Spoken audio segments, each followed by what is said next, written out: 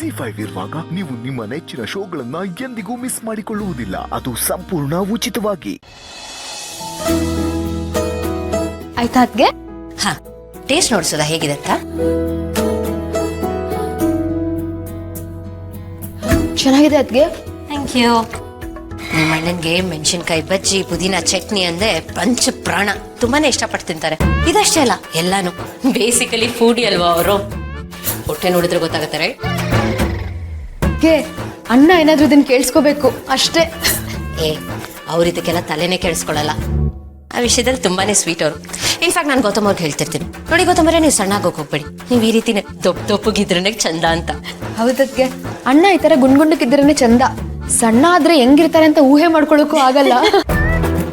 ಅಂದಾಗೆ ಅದ್ಗೆ ಬಜ್ಜಿ ಯಾಕೆ ಇಷ್ಟು ಬೇಗ ಮಾಡಿರ್ತಿದ್ದೀರಾ? ಅಣ್ಣ ಆಫೀಸಿಂದ ಬರೋದು ಇನ್ನೂ ಲೇಟ್ ಆಗುತ್ತಲ್ವಾ? ಈಗ ಹವಾಮಾನ ಬದಲಾಗೋಗ್ಬಿಟ್ಟಿದೆ. ನಿಮ್ಮ ಅಣ್ಣ ಆಫೀಸ್ ಬಿಡೋ ಟೈಮಲ್ಲಿ ಬರಲ್ಲ, ಸ್ಕೂಲ್ ಬಿಡೋ ಟೈಮಲ್ಲಿ ಬರ್ತಾರೆ. ಅಯ್ಯೋ ಹೌದಲ್ವಾ, ನನ್ ಮರ್ತೇ ಬಿಟ್ಟಿದ್ದೆ. ಪುಟ್ಟಿ ಶಾಲೆ ಮುಗಿದ ತಕ್ಷಣ ಅಣ್ಣ ಕರ್ಕೊಂಡ್ ಬರ್ತಾರಲ್ವಾ? ಎಸ್, ಬಂದೇ ಬಿಟ್ರು ಅನ್ಸುತ್ತೆ. ಅದ್ಗೆ ನೀವ್ ಹೋಗಿರಿ, ನಾನ್ ಮಾಡ್ಕೊಂಡ್ ಬರ್ತೀನಿ. ಶೋರ್? ಹಾ, ಥ್ಯಾಂಕ್ ಯು.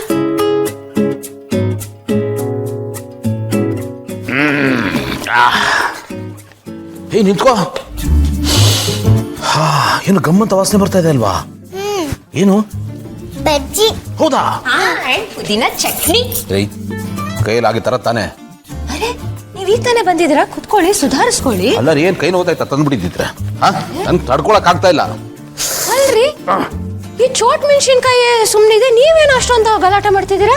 ಏನು, ನಾನು ಅವಳಿಗಿಂತ ಚಿಕ್ಕವನು ಅಲ್ಲೊಪ್ಟೆ. ನನ್ಕಿಂತ ಚಿಕ್ಕ. ಸರಿ ಹೋಯ್ತು ನಿಮ್ಮಿಬ್ಬರು ಜೋಡಿ. ಏನ್ ಸುಮ್ನೆ ಕೂತಿದ್ದಲ್ಲ, ಹೋಗಿ ತಗೊಂಬನ್ರಿ. ಹಾ, ಸುಧಾ ಬಂದೆ. ಸುಧಾ ಬೇಗ ಬಾಮ್ಮ ಪ್ಲೀಸ್.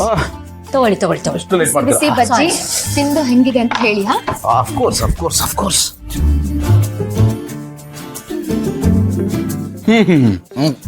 ಸೂಪರ್ ಆಗಿದೆ ಅಲ್ಲ? ಸರಿ, ಈಗ ಒಂದು ಕಾಂಪಿಟೇಷನ್, ಯಾರು ಜಾಸ್ತಿ ತಿಂತಾರೆ ಅಂತ, ಓಕೆನಾ? ನೀವೇ ಜಾಸ್ತಿ ತಿನ್ನೋದು. ಹೆಂಗ ಹೇಳ್ತೀಯಾ? ನಿಮ್ ಮೊಟ್ಟೆ ದೊಡ್ಡದಾಗಿದೆಯಲ್ಲ ಅದಕ್ಕೆ. ಪುಟ್ಟಿ ಹಂಗೆಲ್ಲ ಹೇಳ್ಬಾರ್ದು, ಕ್ಷಮೆ ಕೇಳು. ಇರ್ಲಿ ಬಿಡು ಪಾಪ, ಅವಳು ನನ್ನ ಬೆಸ್ಟ್ ಫ್ರೆಂಡ್, ಅವಳು ಏನ್ ಬೇಕಾದ್ರೂ ಹೇಳ್ಬೋದು, ಫುಲ್ ಪರ್ಮಿಷನ್ ಇದೆ. ನೀನ್ ಹೇಳ್ಬಿಟ್ಟಿ.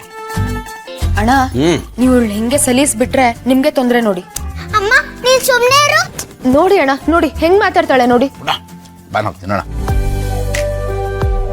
ಅತ್ತೆ, ಇವ ಸ್ಕೂಲಲ್ಲಿ ಏನಾಯ್ತು ಗೊತ್ತಾ? ಏನ್ ಮಾಡಿದ್ರು? ನನ್ನ ಫ್ರೆಂಡ್ಸಿಗೆಲ್ಲ geometry box, pencil, pen, books ಎಲ್ಲ ಕೊಟ್ಟು. ನೈಸ್. ಇನ್ಮೇಲೆ ನಮ್ ಸ್ಕೂಲ್ನ ಮಾಮನೇ ನೋಡ್ಕೊಂಡದಂತೆ. ಇವರೇ ನೋಡ್ಕೊಳ್ತಾರೆ. ವೇಟ್ ಸ್ಕೂಲನ್ನು ನೋಡ್ಕೊಳ್ಳೋದು ಅಂತ ಹೇಳ್ಬಿಡಪ್ಪ. ಆಮೇಲೆ ನಾನು ಸೆಕ್ಯೂರಿಟಿ ಕೆಲಸಕ್ಕೆ ಸೇರ್ಕೊಂಡಿದ್ದೀನಿ ಅನ್ಕೊಂಡ್ಬಿಡ್ತಾರೆ. ಸುಮ್ಮನಿರಿ, ನನಗೇನು ಅಷ್ಟು ಅರ್ಥ ಆಗಲ್ವಾ? ನಾನು ಈ ಸ್ಕೂಲ್ನ ದತ್ತು ತಗೊಂಡಿದ್ದೀನಿ. ಹಾಗಾದ್ರೆ ಅಣ್ಣ, ಇನ್ಮೇಲೆ ಸ್ಕೂಲ್ ಉಸ್ತುವಾರಿ ಎಲ್ಲ ನೀವೇ ನೋಡ್ಕೊಳ್ಳೋದಾ?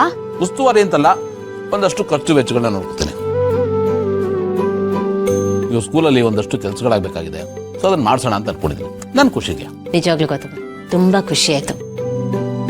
ಒಂದು ಲೆಕ್ಚರರ್ ಆಗಿ, ಮೇಷ್ಟ್ರ ಮಗಳಾಗಿ ನೀವು ಒಂದು ಸ್ಕೂಲ್ನ ದತ್ತು ತಗೋತಿದ್ದೀರಾ ಅಂತ ಹೇಳಿದ್ರಲ್ಲ, ಆ ಎಲ್ಲಾ ಸ್ಟೂಡೆಂಟ್ಸ್ ಪರವಾಗಿ ನಿಮಗೊಂದು ದೊಡ್ಡ ಥ್ಯಾಂಕ್ಸ್.